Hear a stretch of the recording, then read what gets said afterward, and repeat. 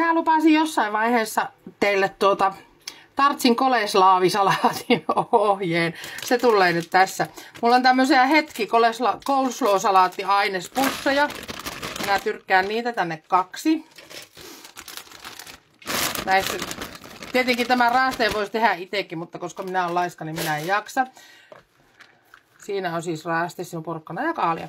Sitten me laitetaan sinne tämmöistä makeaa suippopaprikaa. Tällä kertaa jätin punaiset laittamatta ja laitoin pelkät keltaiset ja oranssit.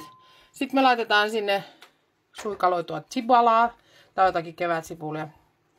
Sitten me laitetaan sinne purkillinen maissijyviä. No, kaivetaanpa ne sitten kohta sieltä. Ja sitten, mä unohdin aukaista näin. Nakataan vielä salaattijuustoa. Ja tää on siis tämmönen, missä on valkosipuliakin. Ja sen saa panna noin öljyineen päivineen. Se kostuttaa hieman, siihen tulee kivasti makua. Tuuppa pois sieltä. Näitä mä laitan tähän nyt 2 tai 3 rasiaa.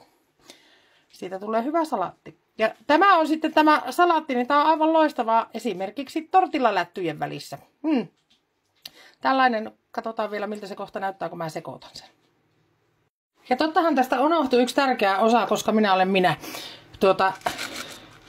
Auringonkukasiemeniä, hyvänlainen kasa.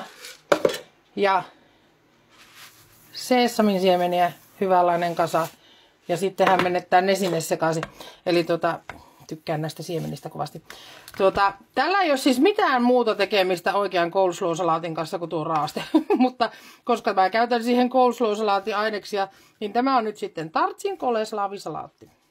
Ensiluokkaista esimerkiksi tortillaplättyjen, semmoisten wrappien, kylmien wrappien, mitä ne on niin välissä. Semmoisen minä näitä syön. Ja toki lisäkesalaattinakin tämä maistuu.